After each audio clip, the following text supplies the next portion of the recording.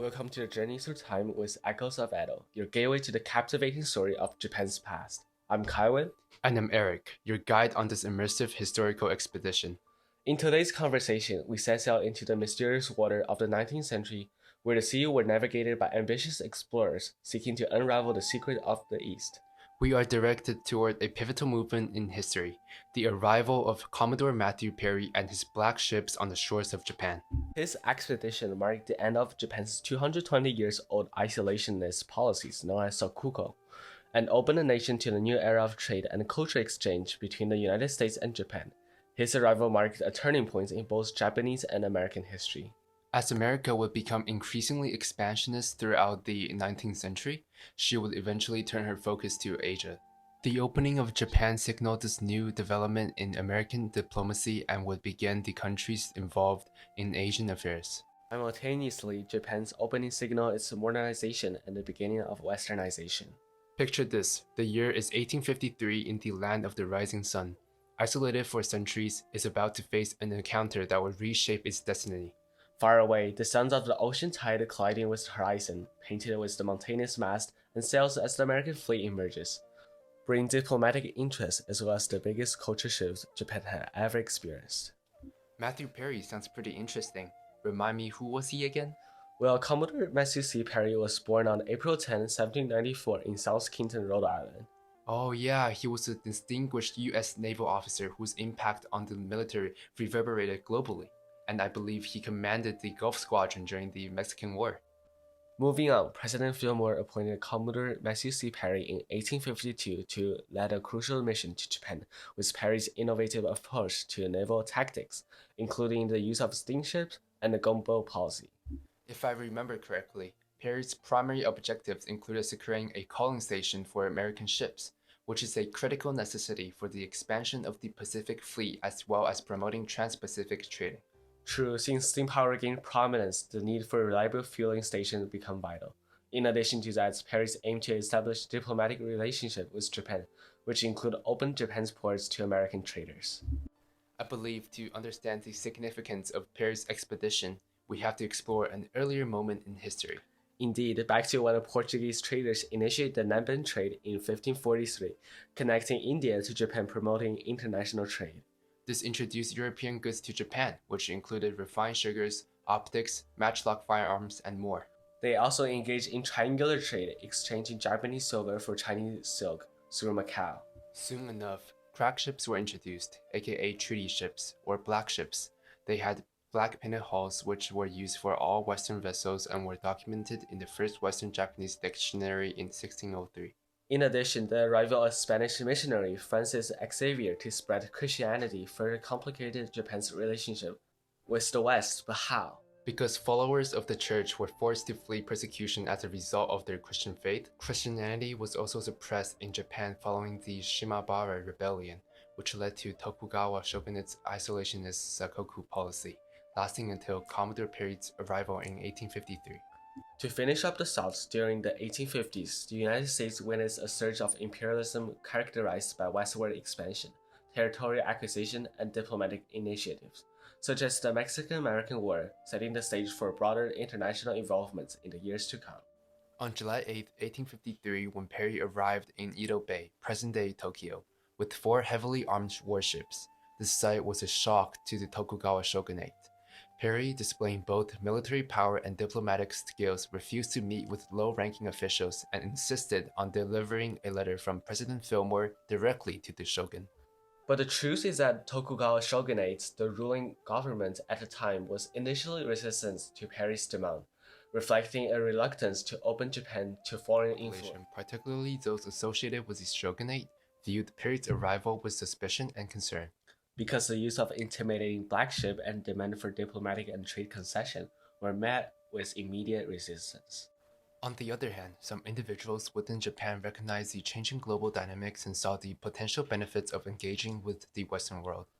Add on to that, during this particular period, the Japanese, having observed China's recent defeat by Western power, armed with superior technology in Opium War, opt to accept Perry's term as a strategic measure to buy time for enhancing their defense. Then later, Perry returned in February 1854 with an even larger fleet, and upon Perry's return, the Tokugawa shogunate had agreed to accept nearly all of Fillmore's demands outlined in the letter.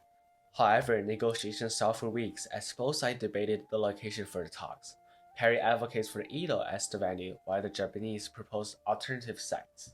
Frustrated by the delay, Perry became increasingly agitated and warned of the potential consequences, threatening to mobilize a fleet of 100 ships within a mere 20 days, a force larger than the entire US Navy at that time. This display of force coupled with Perry's diplomatic efforts led to the signing of the Treaty of Kanagawa on March 31, 1854. And the Treaty of Kanagawa opened the ports of Shimoda and Hakodate to American ships for provisions and repairs, and it established the position for an American consul in Japan. This is how Perry's expedition marked a significant milestone in the diplomatic relationship between the United States and Japan during the mid-19th. The agreement with the United States paved the way for subsequent treaties with other Western powers, breaking Japan's long-standing seclusion. This period of increased interaction with the West initiated a transformative era known as the Meiji Restoration. Yeah, this ambitious and rapid modernization process aimed to strengthen Japan economically, politically, and militarily by adopting Western technologies, institutions, and industrial practices. Moreover, under the Meiji Restoration, Japan underwent comprehensive reforms, including the establishment of a constitutional monarchy, the development of a modern education system, and the reconstruction of its military. The embrace of Western ideas and technologies propelled Japan into the ranks of major industrial powers within a remarkably short period. Despite facing criticism for Perry's employment of gunboat policy, the use of military force to achieve diplomatic objectives, his mission is widely acknowledged as a pivotal moment. Due to his strategic approach, combining military might and diplomatic negotiation, solidified the United States' status as a major Pacific power. Also initially resistance to foreign influence, Perry's mission catalyzed Japan's trajectory toward modernization. The opening of Japanese ports and subsequent treaties with Western nations became the catalyst for the Meiji Restoration. Indeed, after the signing of the Treaty of Kanagawa in 1854, which marked the opening of Japan to international trade, the United States experienced a significant period of expansion and imperialism. While the treaty itself focused on diplomatic relations with Japan, its impact contributed to border shifts in US foreign policy and territorial ambitions. Right after the Treaty of Kanagawa, the United States extended its desire to the Caribbean and the Pacific as well as the Spanish-American War, resulted in the acquisition of territories from Spain including the Philippines, Guam, and Puerto Rico. Is that when the US saw increased involvement in Asia in the late 19th and early 20th century? Yep, with the open door policy initiated by the Secretary of State, Zhang He aimed to ensure equal access to Chinese market for all foreign powers. While framed as a policy of open trade, it reflected imperialistic ambitions by seeking to safeguard American economic interests in China. The Roosevelt Corollary, introduced by President Teddy Roosevelt in 1904, expanded the Monroe Doctrine.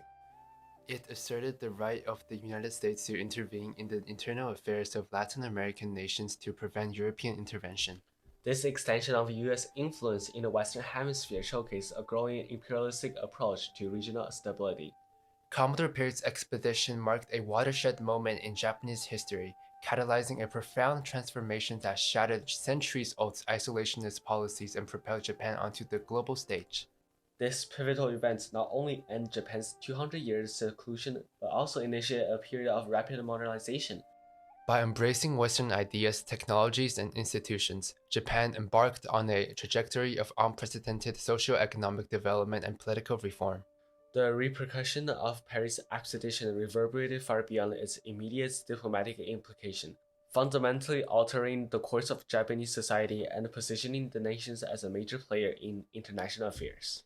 As we reflect on this historic juncture, it's evident that Perry's expedition was not merely a diplomatic overture, but a catalyst for pivotal shifts that continue to shape the world today. Thank you for joining us through this insightful journey through history. I hope you learned something through this podcast, and as always, countless stories and lessons are waiting to be discovered. See you in the next episode.